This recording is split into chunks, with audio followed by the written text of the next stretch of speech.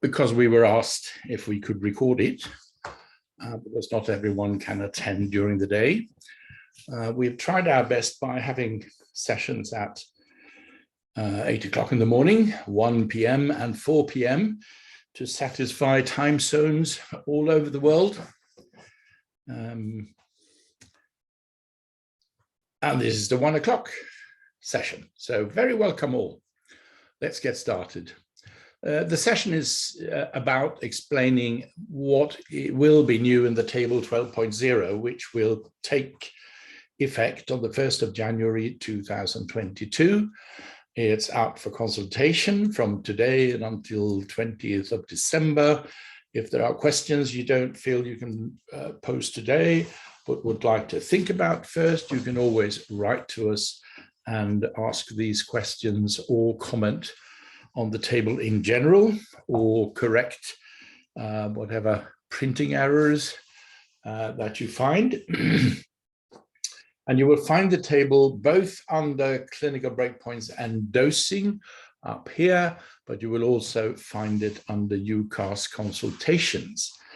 And the two consultations which are now active are the one on the breakpoint table and also one that was posted just a few days ago on aminopenicillin breakpoints for Enterobacterales. And that will expire on the 14th of January. So if you have views on aminopenicillin breakpoints for Enterobacterales, you should look at that consultation document and see if there are comments you would like to add. So with that, let's start our discussion on the breakpoint table 12.0, and you will have discovered by now that we update a breakpoint table once a year and always on the 1st of January.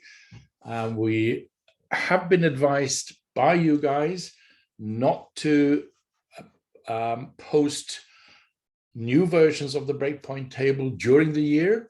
And I understand it disrupts routines, and when absolutely necessary, we now instead post an erratum if there's something that needs to be corrected, or we post an addendum. Let's assume we finalize nocardia breakpoints during 2022. Let's just, for the sake of the argument, say that we finalize those in June. We would publish them as an addendum to the breakpoint table. We wouldn't add them to the breakpoint table and publish a new table. So just to explain how this works.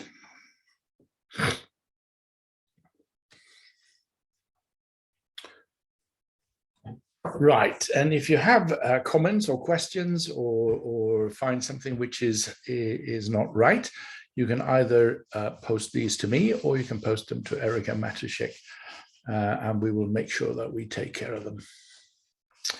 So the news that we will discuss today in summary are some new and revised documents. Let me say right from the start that there are new rationale documents posted during the year, and you will easily recognize them by the date. But there are still a lot of old rationale documents which are out of sync, if you like, with the breakpoint tables. And when there is a discrepancy between a rationale document and the breakpoint table, it's always the breakpoint table that takes precedence. There is a new document, well, there's a revised document on what to do when there are no breakpoints. There used to be an older one. This has now been completely revised, and I would suggest that it's worth looking at that document in its entirety. We will look at it in parts today. Then there's a new document to explain what the little sentence or the little text screen only in parentheses, which appears quite frequently in the breakpoint table, what it means, What sort of guidance do we provide there? What are you supposed to do? And that is in a separate document that will be linked to each of those places in the breakpoint table where it says screen only in parentheses after the name of the agent. So it will be easy for you to access.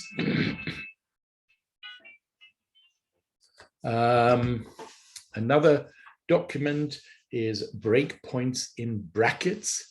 We've had explanations of breakpoints in brackets in notes and in some comments in the breakpoint table during 2021.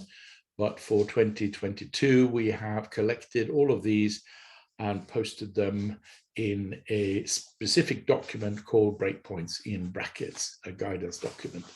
And again, that has been posted on the website. If you can't find it, the easiest way of finding it right now is to go via the news section, because all of these have been posted over the last few days, so they're part of the news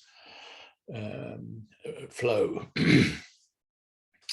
We've added a tab this year for Vibrio species, the 5 most important Vibrio species from a human disease point of view, and we will look at those a little bit closer in a while.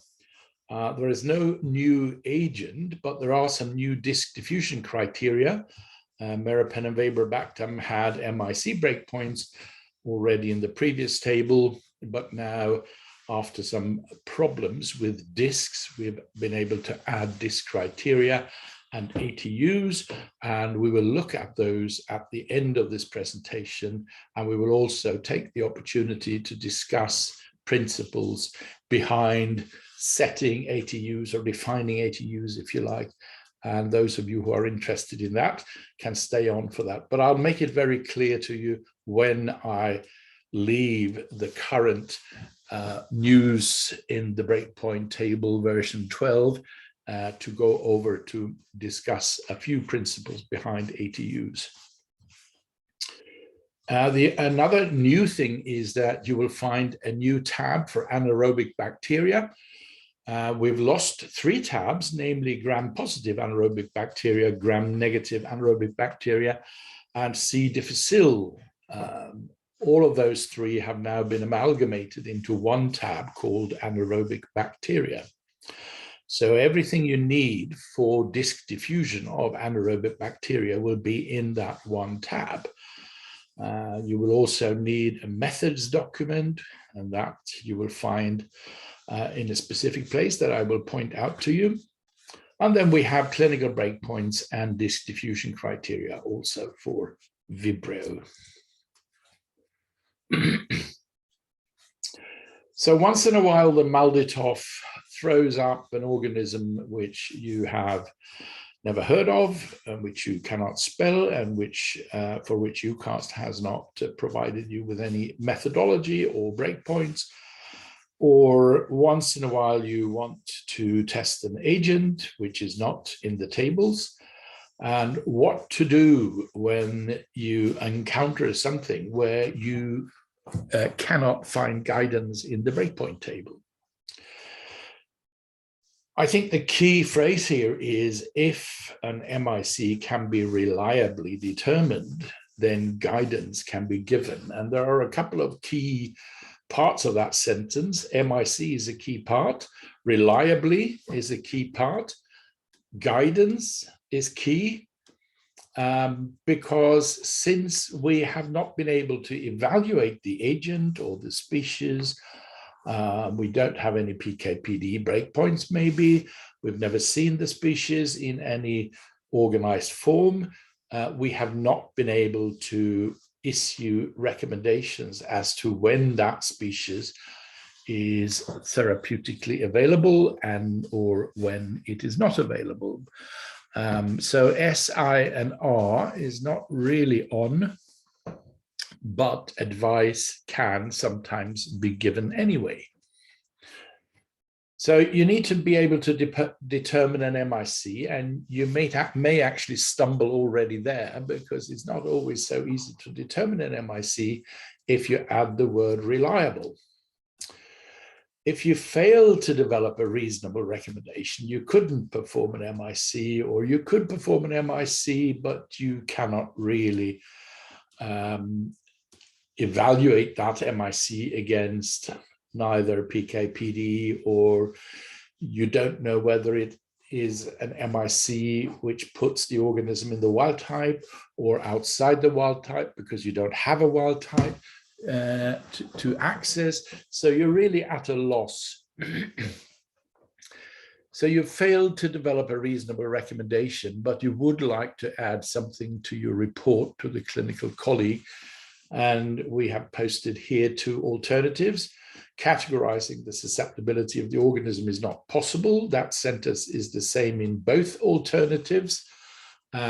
In one, you may say there is no approved method and breakpoints have not been determined. And that means you haven't even been able to provide a reliable MIC. The next sentence you would use when you have managed to provide an MIC which you believe is reliable, and then you could add the MIC is 1 or 0.1 or 0.25 or whatever milligrams per liter, and leave it up to your clinical colleague to try to use that information as best he or she can. But you're not really, with either of those 2 sentences, encouraging therapy or discouraging therapy. You're leaving it up to the clinical colleague to decide how to proceed. But it may be that you have managed to find enough information for your species, for your agent, to want to discourage the use of the agent.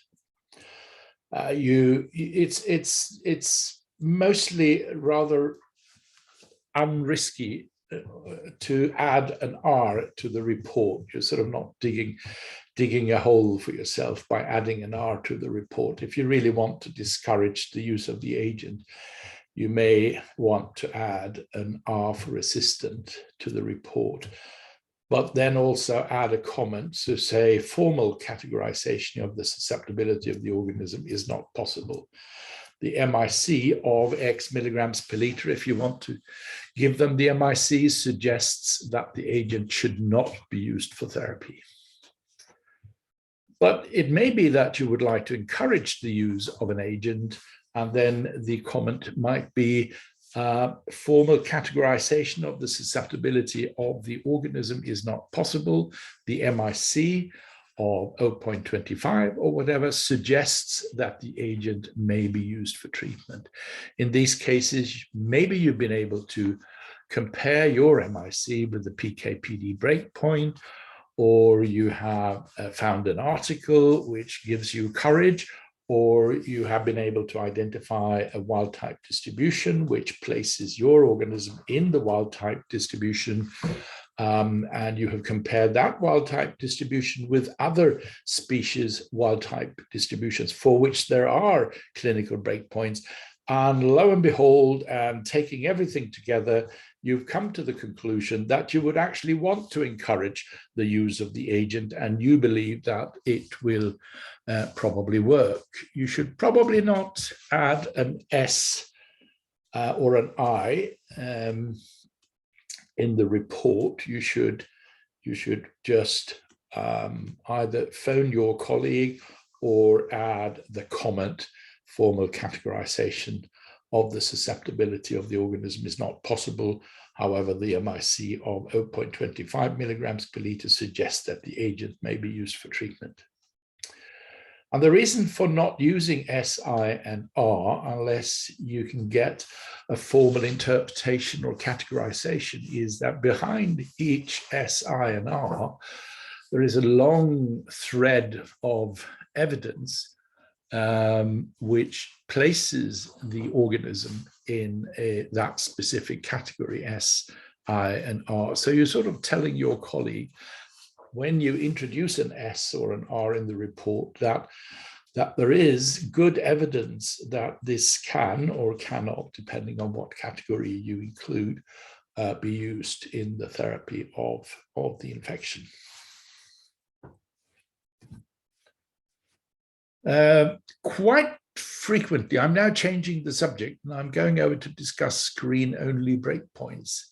Quite frequently in the table, both in the one you're just leaving the 2020 table, 2021 table, but even more so in the 2022 version 12 table, you will find this little extra line here and there. So you can see that it says erythromycin 1 and 2 for clinical interpretation. And then the line underneath says erythromycin screen only. And then there is only one breakpoint. It's either less than or equal to 1 or more than 1. And if it's less than or equal to 1, the screen is negative. You have not found any resistance mechanisms. If it's more than 1, you have some evidence for resistance mechanisms, and you will deal with this in slightly different ways. So you can see that if you follow comment 1A or 1 and A, it says erythromycin can be used to screen for macrolide resistance in staphylococci. Isolates categorized as screen negative can be reported susceptible to azithromycin, clarithromycin, and roxithromycin without further testing. And isolates categorized as screen positive should be tested for susceptibility to the individual agents if you hope that one of them might actually turn out a different category than the R, or be reported resistant. So you really have a choice of saying, you know, it was screen positive, resistance mechanisms to macrolides were there. I'm going to report all three of them, erythromycin, clarithromycin, roxithromycin, as resistant. And the same goes for tetracycline. Doxycycline is actually a quite rotten agent to screen for anything with. Tetracycline is much better, and the robustness of using tetracycline versus a doxycycline disc is quite significant. So you have the clinical breakpoints, tetracycline 1/2, and then you have the screen only 1/1, which is always an either or phenomenon. So screen breakpoints are always an either or phenomenon, and you will have either freed up a host of agents without further testing, and that is typical for for example, for Haemophilus influenza, when you screen with a 1-unit disc. If you have a zone diameter for an Haemophilus influenza 1-unit, penicillin G 1-unit disc, you can report any beta-lactam with breakpoints to Haemophilus as susceptible without testing a single one of them. So then you don't have to do amoxicillin and amoxiclav, and you don't have to do piptazo, and you don't have to do cefotaxime, and you don't have to do one after the other. So all of those with breakpoints in the Haemophilus tab can be reported susceptible if the penicillin G 1-unit disc screen is negative. And that's the whole point of using the screening tests, is really that it frees up space on plates. It frees up space in your mind. It saves you from having to think to some extent, because you can say, Streptococcus pneumonia with a negative oxacillin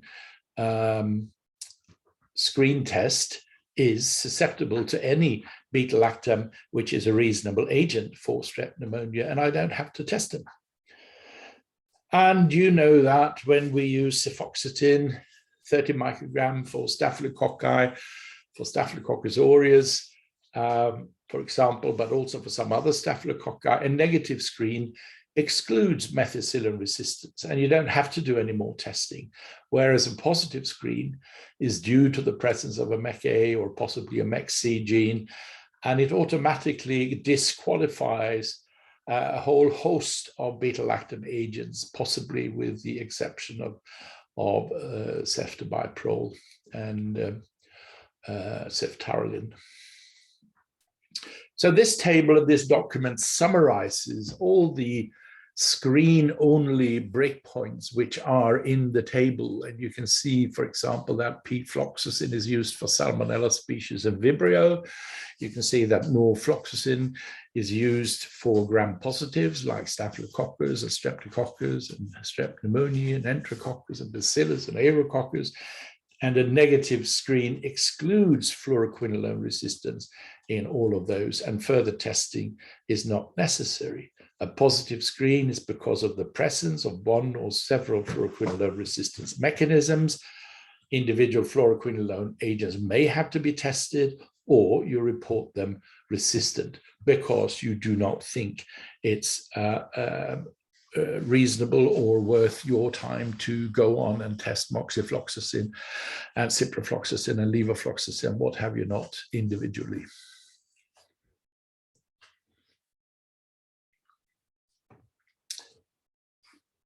Right, so let's continue with a third guidance document, namely EUCAST Breakpoints in brackets.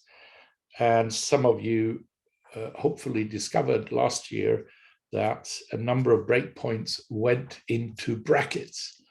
And it was notable for many aminoglycoside breakpoints that when re-evaluated with PK/PD, modern PK/PD tools, if you like, and re-evaluated with MIC distributions and the ECHOFs were determined. And when looking at the clinical literature, it became evident that for most of the time, single use of aminoglycosides for systemic infections is not really appropriate, and that aminoglycosides need adjunctive therapy of one kind or another, and there are many ways this can be organized.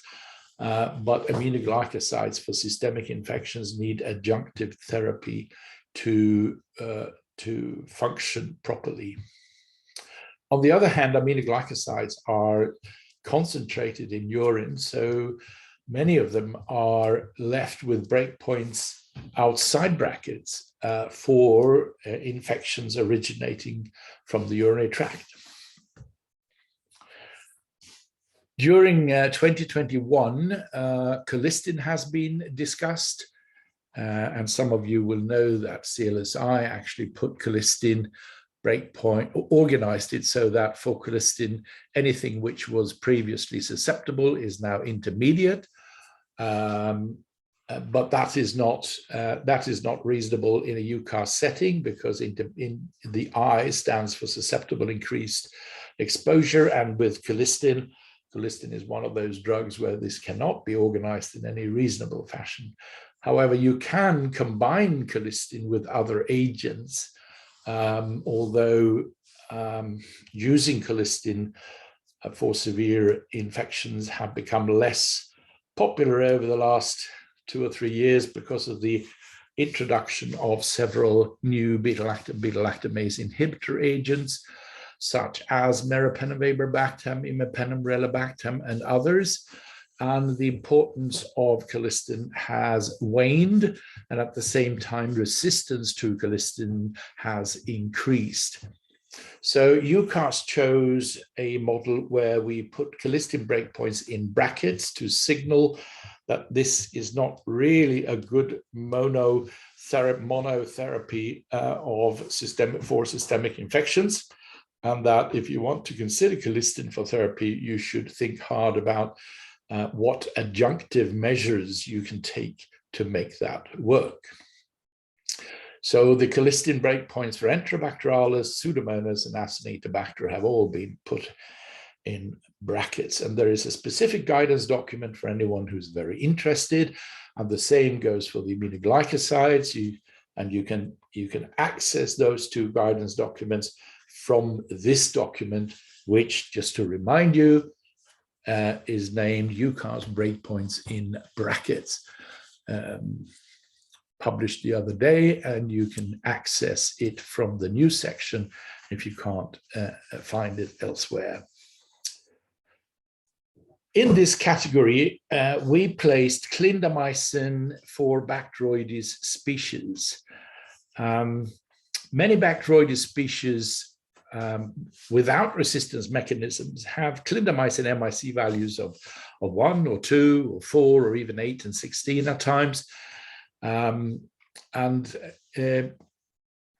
If you look at the breakpoints we have determined for clindamycin for other wild type species or other wild type organisms for certain species, you can see that for Staphylococci, Streptococci, Strep pneumonia, breakpoints are actually 0.25 or 0.5 at the most.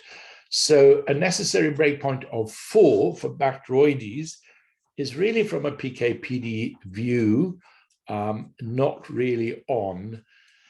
And to signal that you should be very careful about treating a mono infection with Bacteroides with only clindamycin, unless you know exactly what the MIC is. We have put the breakpoint of 4, which is the only possible breakpoint, in brackets. The alternative would have been to give a breakpoint of 0.125, in which case no organisms at all for Bacteroides would have been categorized as susceptible.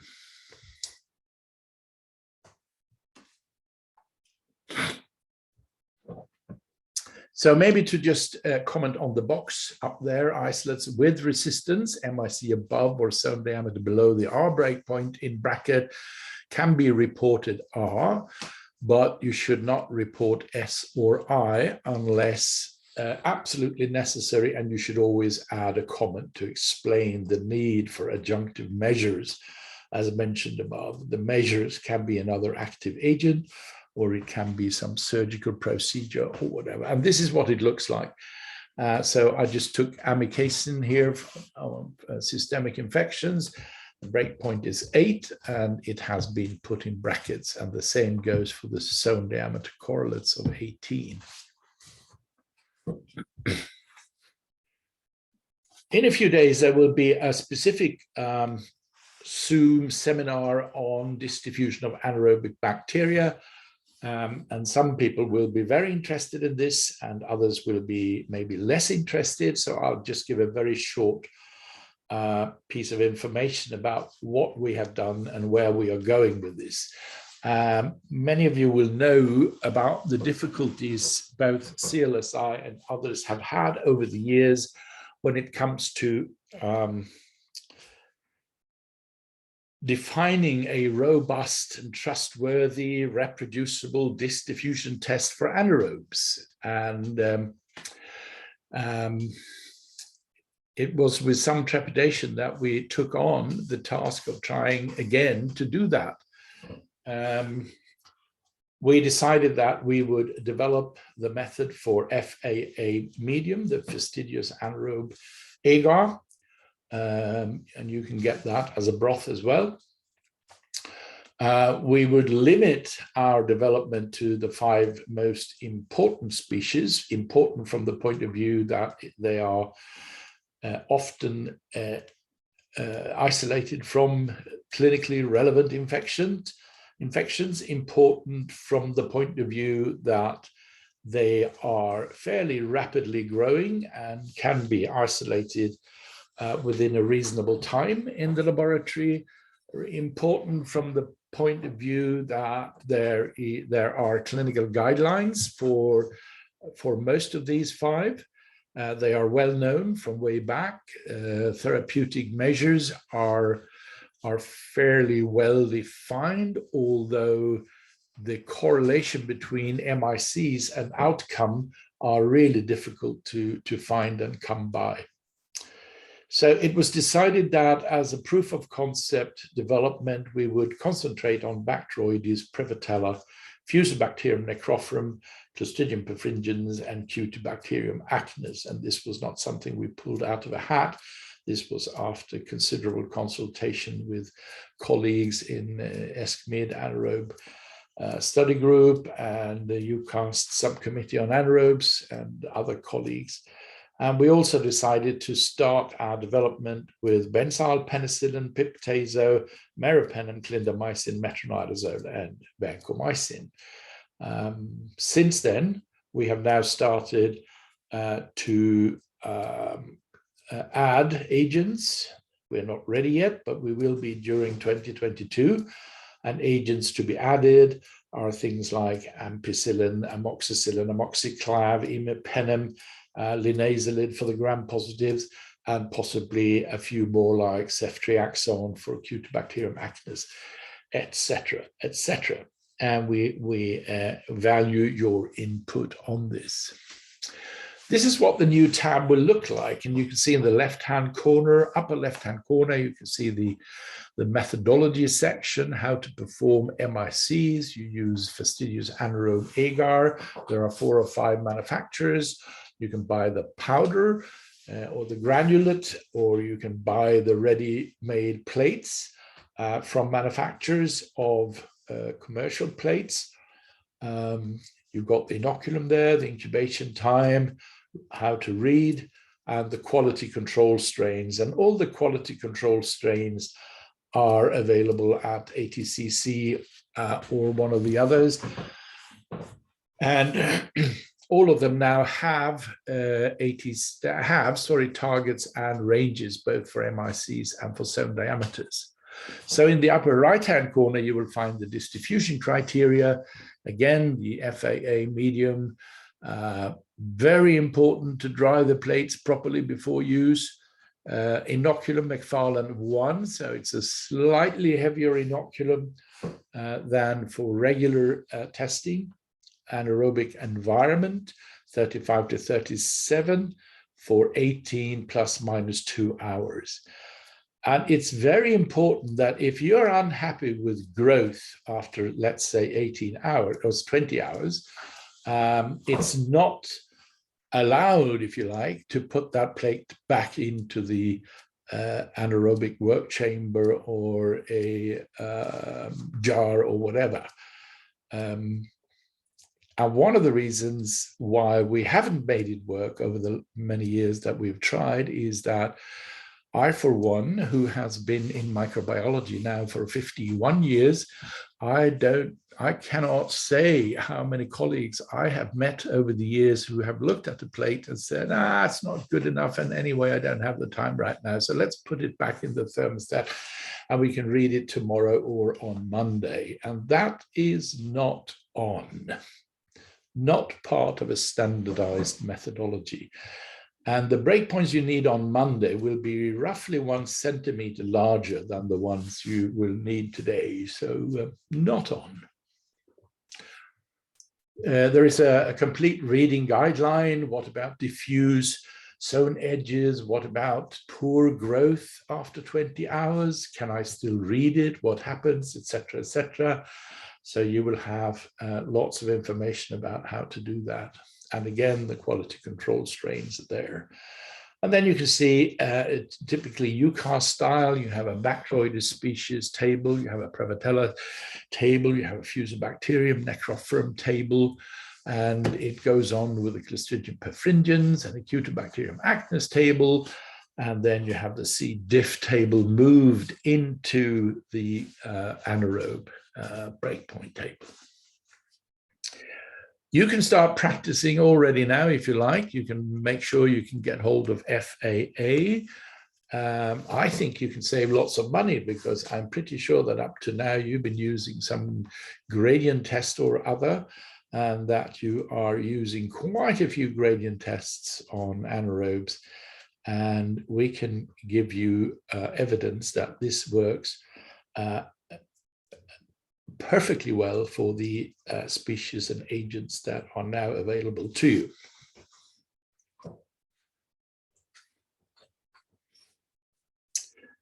Right, so this is a summary. The 5 species, the FAA, 16 to 20 hours, methods and reading guide posted on website. Currently, you will find them under AST of bacteria disk diffusion. And you find the breakpoints in table 12. And in January, we will post every MIC zone diameter correlation that we have performed, which means that for all those that you were looking at in the breakpoint table, you will have zone diameter MIC correlates. So that's where you find them currently. Go to AST of bacteria, click on disk diffusion methodology, and you can see that a little way down, you will find disk diffusion and QC criteria for anaerobic bacteria, manual version 1, posted 20 September 2021, and disk diffusion of anaerobic bacteria reading guide, also posted on the 20th of September. So nothing to stop you there. So let's move to Vibrio. There are 5 human pathogens, or pathogens that will cause disease in humans.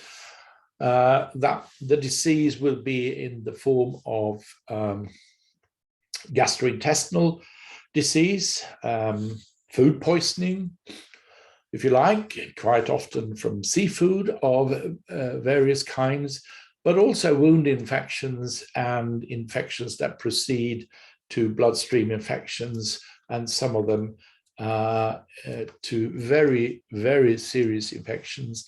And it's one of those questions we've had over the years, especially warm summers, where people go bathing in salt water or in sweet water or in brackish water, and they have a wound, and the wound becomes infected, and the next day they have a septicemia, and we get questions how to test and what are the breakpoints. And the good news is that we have managed to acquire more than 400 strains from all over the world for these 5 species, and they can be tested on unsupplemented murohinton broth. They can be tested on unsupplemented murohinton agar, and with standard discs. And we have tried discs from as usual, discs from more than one manufacturer, and murohinton agar from more than one manufacturer. And here are the species: Vibrio alginolyticus, Vibrio cholera, Vibrio fluvialis, parahemolyticus, and Vibrio vulnificus. And so far we have based the breakpoints on 233 MIC disk diffusion tests, and we're now, as we speak, we're testing another equal number, and that will bring the total tests up to somewhere between 75 and 100 for each of those pathogens. Again, those MIC zone diameter correlates and calibrations will be available to you over the next weeks or months. One thing which is remaining is the 50 toxin producing Vibrio cholera that CDC has agreed to test. And they're using the same broth microdilution panels as we have been using, because we've sent them to them for the purpose, and they're using the disk diffusion methodology that we have described to them, which is anyway very close to what CLSI would recommend for any non-fastidious organism. This is one example of the relationship between piperacillin and tazobactam, the 30 plus 6 microgram disc, MICs versus zones, and you can see there are 233 isolates on 2 agars, so that makes it 466 correlates. And all the low MICs are in green, and all the high MICs are in orange or red. And you can see the breakpoint there at 26 millimeters, S more than or equal to 26, R less than 26. And here there is no evidence that increasing the dose beyond what is recommended for Vibrio infections for each and every antibiotic would help. So there will be no I category. There is only the S and the R. And you can see that there is a massive logic between the MIC and the zone diameter. So there is no real doubt as to whether the test works or not. And you can also see that there is no real need for a for an area of technical uncertainty. It's very much an either-or phenomenon. And that was piptazo, and this is tetracycline, just to give you one more example. Doxycycline discs are rather crappy to use for susceptibility testing, so we never recommend the use of a doxycycline disc. We always correlate tetracycline results to doxycycline MICs. And again, you can see that the correlation between, on one hand, the zone diameter, and on the other hand, the MIC is very robust and leaves no doubt as to what side of the breakpoint you end up on.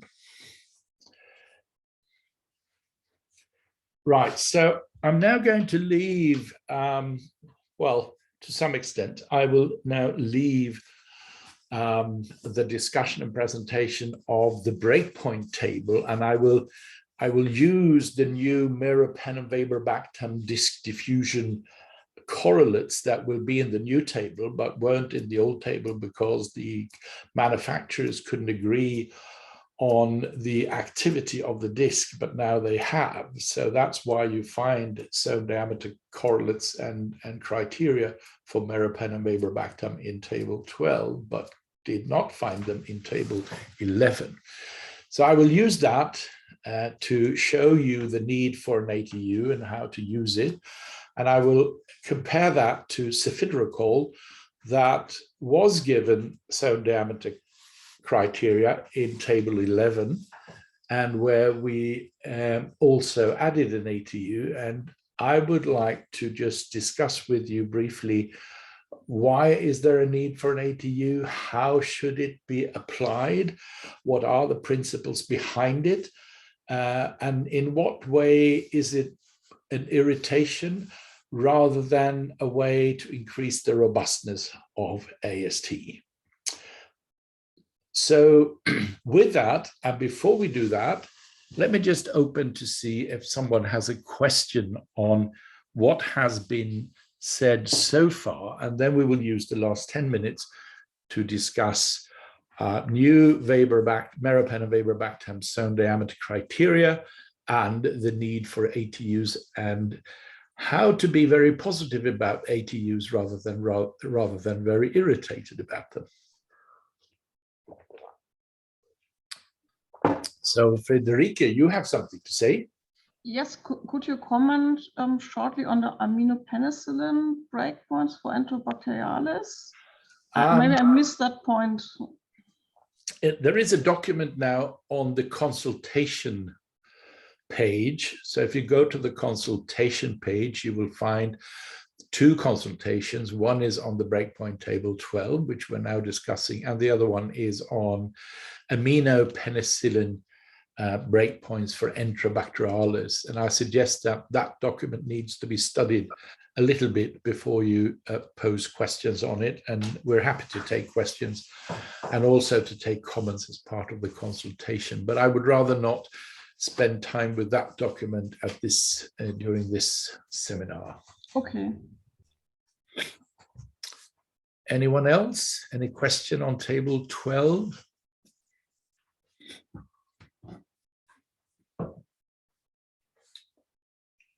Anyone not happy about having zone diameter breakpoints for anaerobes? You don't have to send us flowers, but it would be good to know whether you are unhappy.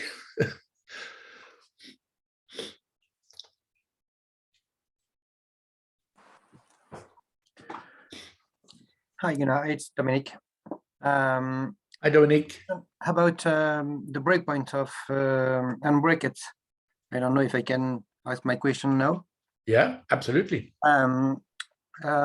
We say that if it was resistant, we could report resistant, but if it's susceptible, you avoid to report. But if the lab decide to report as he reports without resistance mechanisms, or he has to report susceptible, in fact.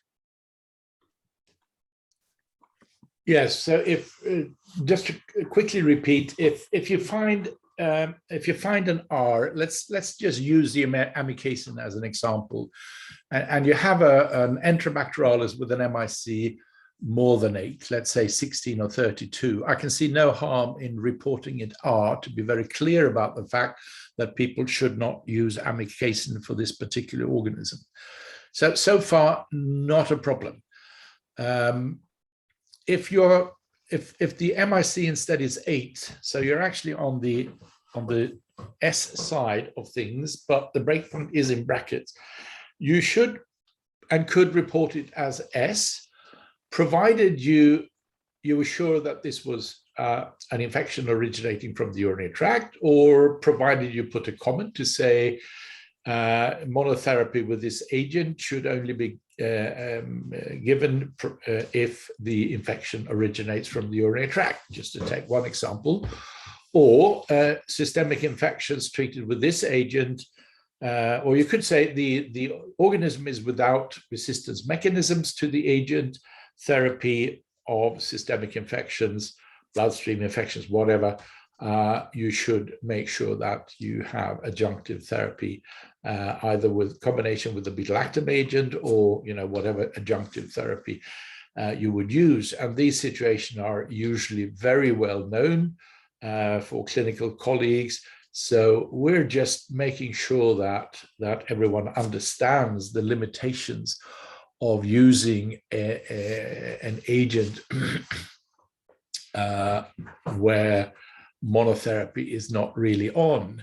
And if you look at the literature, the literature is actually quite abundant today about the failure of aminoglycosides as single agents in a number of infections where they have been used very often, but people have often combined them with something without thinking too much about it. So if anyone is really interested, I would advise you to go to the document which I presented earlier on, which was called Breakpoints in Brackets. And I think you could see that if we go there very quickly, here, you can see that with the in this position here, aminoglycosides, see guidance document. So there is a full document on why aminoglycoside breakpoints have, in some cases, been put in brackets. And there is a literature list and reference list, etc., etc. And the same goes for colistin. For clindamycin, there wasn't really a need to provide a separate document, so we've just provided a comment here to convince you that this is the case. So it's really up to the laboratory to devise the reasonable comment that they want to add to the report. And it could be that in some countries, the National AST Committee has said the way we use aminoglycosides in our country, and with the discussions we have already had in our country about what you can and what you cannot do, you can report them as S and R without any comments, because we trust that our clinicians have been part of such a discussion and know the ramifications. So we have to leave it up to every country to somehow take a standpoint, somehow devise a strategy. And I know several NACs have been dealing with this over the last year and have had discussions with their microbiologists and their clinical colleagues. Thank you, Gunnar. Thank you. I think there was a question in the chat. Let's see if I can find the chat. Here it is. What about testing other anaerobes than the listed one? Yes, good question. And the answer to that, I think, was in the document called here. So if you look at this document, what to do when there are no breakpoints, because that is the case. If you find a bilophilia Wadsworthy or whatever, or you have a Clostridium ramosum or whatever, you go to this document and there is actually advice on what you need to do. And there is actually a breakpoint table a very preliminary breakpoint table for other anaerobes, which you could maybe dare to use, or will at least give you some guidance as to when you should probably consider an anaerobe of a different species as resistant rather than susceptible. That table will be extended to other agents sometime during spring. There will be more agents in the regular breakpoint table for the 5 pathogens. And then in 2023, we will have an in-depth discussion on which species to try to add to the methodology, to the breakpoint table. Do we go for more Clostridia? Do we go for Bilophilia? Do we go for Peptostreptococcus this, or anaerobic streptococci that? And of course, you realize that our limitation is the 16 to 20 hours, because disk testing beyond that is not really successful. So for organisms that will take much longer to grow, we're not going to be successful.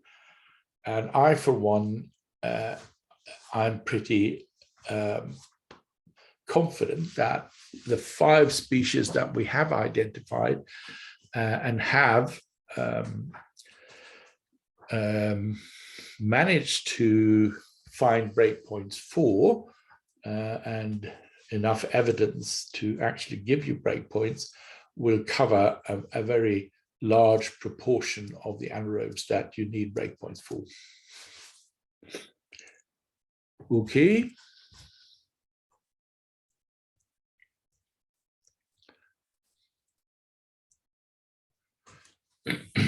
So we have 7-8 minutes left, and I would like to use those to present to you the results of correlating meropenem-vaborbactam MIC values to meropenem-vaborbactam zone diameters, and to explain why EUCAST has added a rather wide ATU, both for meropenem-vaborbactam and for cephidrocol.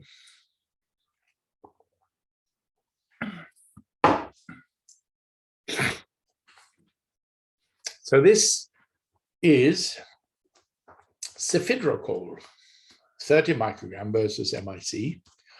It's on the website for anyone to see. There are 382 Enterobacterales isolates. It's been tested on several agars, etc., all the usual stuff. And you can see that if you have a zone diameter of 23 and above, you can be absolutely certain that it's susceptible. There's no doubt about the fact that it can be reported susceptible. And if you have a zone diameter of 17, 18, 17 and below, you can happily report it resistant, and you can tell your clinical colleagues that no matter how much they shout for an MIC, it's not going to help. It is resistant, and the disk diffusion test is robust enough for you to promise that it's resistant in that area. And then you can see that irrespective of whether you want to use an ATU or not, there is an area between 18 and 22 millimeters where you have considerable overlap. That considerable overlap is partly due to MIC testing and partly due to zone diameter testing, and partly due to the fact that this is difficult. So any one of those millimeter zones that we're talking about will have an overlap between green susceptible organisms or test results and orange-red resistant test results. You can also see that the logic between the green and the red continues through 22, 21, 20, 19, 18, because as we move down the scale, the proportion of orangey red decreases. Sorry, as we move down, the proportion of orangey red increases, and the proportion of greenish colors or low MICs decreases. So there is still logic, but there is no clear cutoff between those that should be reported susceptible and those that should be reported resistant. Those clear cutoffs are at 17 and below and 23 and above. So how to deal with this? Well, you could say in our lab, we don't have the skill or the material or whatever to actually perform broth microdilutions. So we are going to report cepheid disc tests as susceptible or resistant and with a high degree of robustness. And if you want something, from a test result, which is in the ATU, we will have to send that strain away to get a proper MIC performed. Or you would have to acquire the material, the skills, etc., to be able to perform a broth microdilution MIC in your lab. And then cepheid is not the easiest substance or agent to start training with. It's one of those rather difficult ones. It's rather difficult to get it right. And we've been helping a number of really skilled laboratories, reference laboratories in their various countries to develop the skill to actually test cepheid MIC values. And it takes practice, and it's not something you do overnight.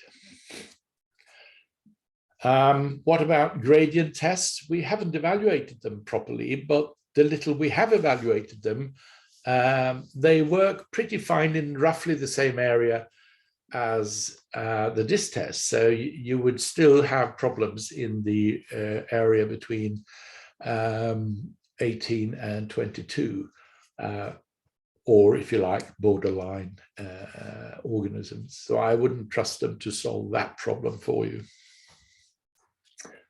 This is the same, but now for Pseudomonas originosa, and you can see that the overlap here is even wider. It's all the way from 14 to 22. But again, you can see that if you're willing to sacrifice a few right on the breakpoint, 1s and 2s, you can actually robustly report an R on anything from 13 and below, and robustly report an S on anything from 23 and above.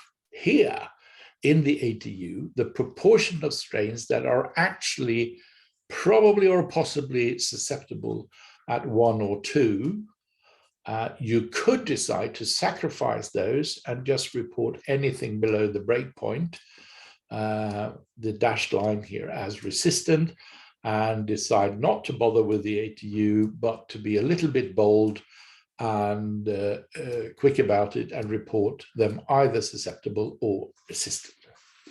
In that case, your ATU would shrink to the number 22. So what about meropenem-vaborbactam? I present you with 3 alternatives. The distribution is exactly the same in all 3 alternatives. You can see the only thing that changes is how we apply the ATU.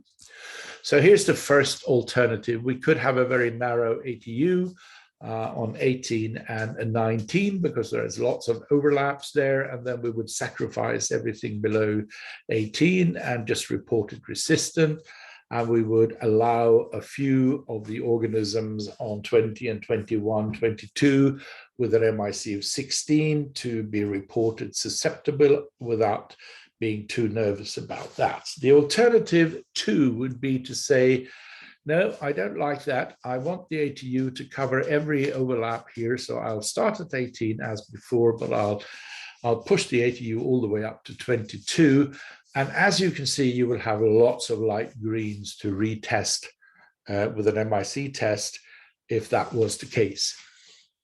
And the third alternative, which is the alternative that EUCAST has now recently decided to go with, and which you will find in Breakpoint Table version 12, is this one. We've pushed, we've done a cepheid, if you like. We have a rather wide ATU from the breakpoint and down, where the overlap is significant. Again, you can see that there is a fair logic On 19, there are not that many resistant. On 18, there are a little more resistant, and on 17, even more resistant. But the proportion, the ratio between resistant and non-resistant or susceptible one way or the other is sort of in the 25 to 75% range. So again, we've said, let's have a robust test that will predict resistance either by using the breakpoint without further ado, or by saying, I have a robust test for susceptible, I have a robust test for resistance, and then I have a wide ATU where I will not promise anything unless I have performed an MIC test, or where I will report them as resistant because I don't have the means to perform a proper MIC test. And I will just use the breakpoint that EUCAST has determined as 2020. So why have your ATU? Why just not, put the breakpoint at 2020 and say that's the breakpoint, and life is difficult, and unfortunately there is overlap and there are some strains that might be, but we don't give a damn about that. We will just allow life to go on. The reason we have introduced this wide ATU is because you will find that colleagues are up against the wall. Once in a while, they're up against the wall, and it may actually be really important to give them an MIC of 2 or 1 or 4 instead of just reporting an R. That may actually be the difference between being able to continue a meaningful therapy and giving the patient some hope and the clinical colleague some hope as compared to just report an R and say, sorry, can't do anything more. So I think it's important to have that ATU there just to signal to you and to your clinical colleagues that although the formal breakpoint is 2020 corresponding to an MIC of 8.8, there might be hope for some of those strains below the breakpoint, and to sort that out, doing a disc test or a gradient test is not going to be enough. We're going to have to acquire the skills and the material to be able to do a real broth microdilution MIC test for these difficult strains, because these are going to be really difficult strains. And the consolation I can give you is that if meropenem is R, meropenem without the vaborbactam, if that comes out with a clear R, and meropenem-vaborbactam comes out in the ATU, EUCAST recommends that you actually report the strain as resistant to meropenem-vaborbactam and meropenem, of course. But if meropenem is sort of in between, or you don't have a meropenem result, then you should probably do a broth microdilution.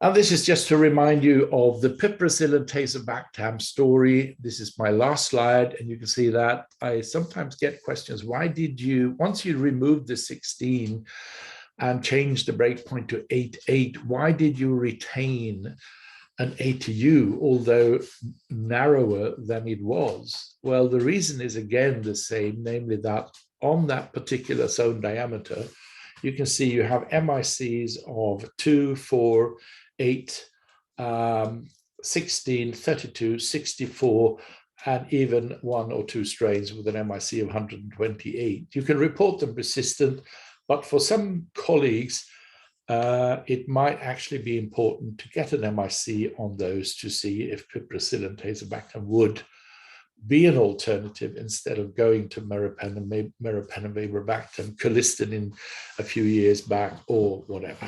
So that is the reason we have retained a narrow ATU. And then when I looked at it, preparing for this morning, I realized that we should probably have extended it to 18. So it should have been 18 to 19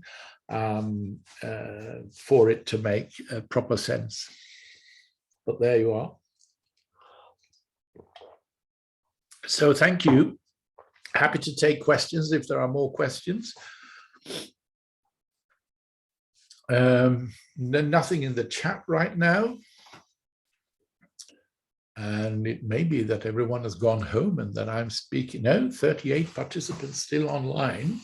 So if you have questions, just start up your microphones and shoot. Andre.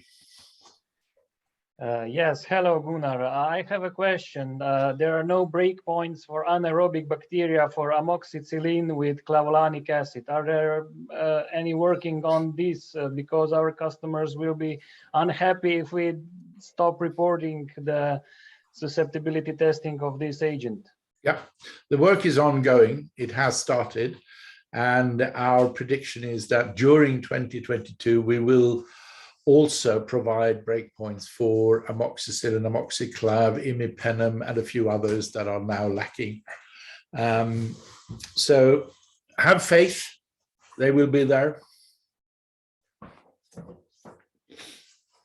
Anyone else?